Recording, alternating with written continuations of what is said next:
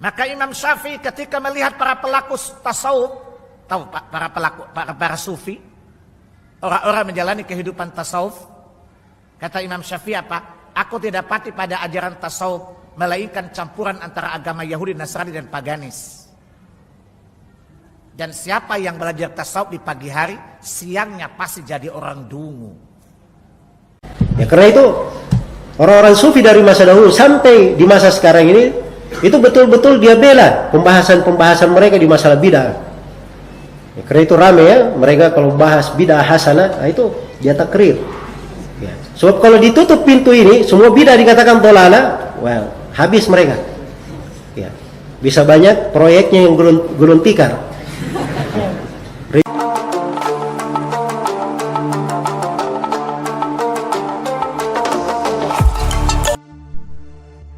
Nyata tidak jika hujatan kelompok Salafi Wahabi yang menyesatkan sufi dan tasawuf itu benar, atau hanya kedangkalan mereka kaum Salafi Wahabi yang menyesatkan. Kata sufi dan tasawuf adalah ungkapan yang sering kita dengar di kalangan masyarakat. Ramainya arus perkembangan tarikah di Indonesia menjadi pendongkrak ramainya kajian tasawuf belakangan ini.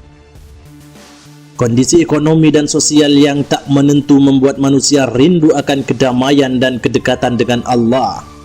Dan pada akhirnya, menyusuri jalan sufi adalah solusi kegalauan hati kita bersama yang telah lama terpenjara oleh hawa nafsu. Sejarah awal ditemukannya istilah sufi dan tasawuf menurut Dr. Muhammad Ahmad Salim dalam kitab Kutuf min Basatin At-Tasawuf. Ada 3 pendapat mengenai asal-usul istilah tasawuf dalam Islam. Pertama, menurut As-Sirat At-Tusi, istilah sufi dan tasawuf sudah dikenal sejak zaman jahiliyah dan zaman awal datangnya Islam. Sirajuddin At-Tusi dalam karyanya yang berjudul Al-Luma mengatakan, menurutku, pendapat yang unggul adalah istilah sufi sudah dikenal sejak abad pertama Islam. Beliau mengambil dalil dari ucapan Al-Hasan Al-Basri yang berguru kepada para sahabat Nabi. Aku melihat seorang sufi sedang tawaf. Aku berikan dia hadiah. Anehnya, dia menolak seraya mengatakan, aku masih memiliki uang 4 danik. Danik diambilkan dari bahasa Persia yang bermakna 1/6 dirham perak. Menurut As-Sirat At-Tusi, awal mulanya istilah sufi disematkan kepada orang-orang yang memiliki kemuliaan serta suka berbuat baik kepada sesama. Pendapat As-Sirat At-Tusi juga didukung oleh Sufyan Ats-Tsauri yang sependapat dengannya. Sufyan Ats-Tsauri menukil ucapan Muhammad bin Ishaq bin Yasar. Sebelum datangnya Islam, Makkah pernah sangat sepi dari peziarah. Tidak ada satupun manusia bertawaf di Masjidil Haram.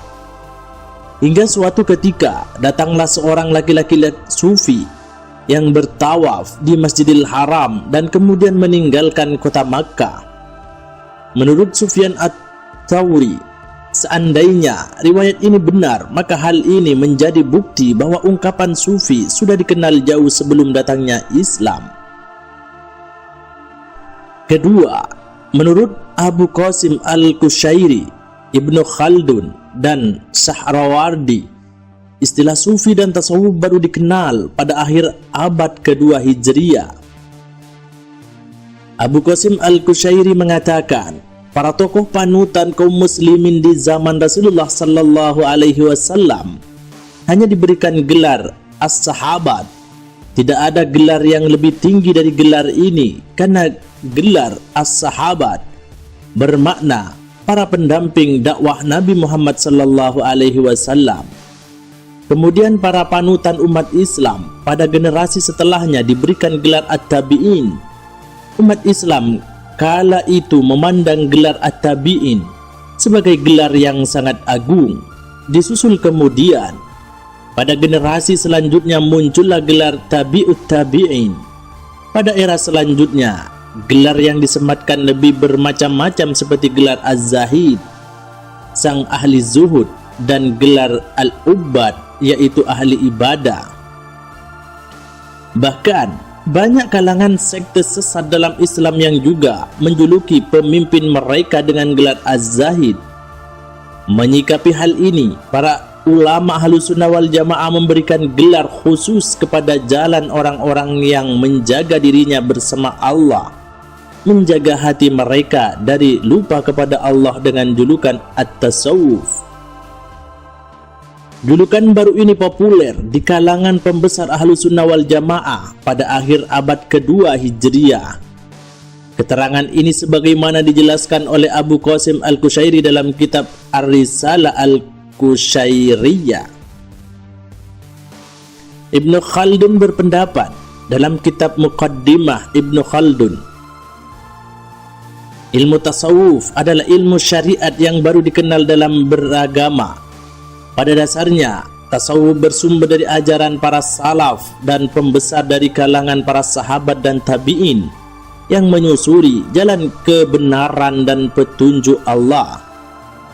Dasar ajaran tasawuf adalah menetapi ibadah dan berserah diri kepada Allah, menghindari gemerlapnya nafsu duniawi, menjaga diri dari terlena akan kenikmatan duniawi, harta dan pangkat derajat, serta menyepi dari makhluk demi meraih kenikmatan beribadah kepada Allah. Ajaran ini sudah sangat umum dijalankan oleh para sahabat dan para salaf. Pada akhir abad kedua Hijriah, ketika umat Islam telah terlena dalam masalah duniawi dan sibuk dengannya, maka lahirlah gelar sufi dan tasawuf bagi orang-orang yang menetapi beribadah kepada Allah. Ketiga, menurut sebagian kalangan ulama, seperti diantaranya yang dinyatakan Ibnu Taimiyah dalam kitab Risalah As-Sufiyah wal Fuqara, istilah tasawuf baru dikenal setelah abad ketiga Hijriah. Akan tetapi, pendapat ini sangat lemah bila dibandingkan dengan argumentasi dua pendapat sebelumnya tersebut.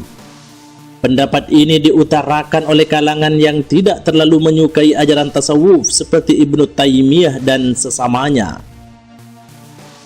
Walhasil, ajaran sufi dan tasawuf adalah ajaran untuk mengikuti jejak para ulama salaf yang bersumber dari ajaran para sahabat dan tabi'in. Wallahu a'lam bissawab.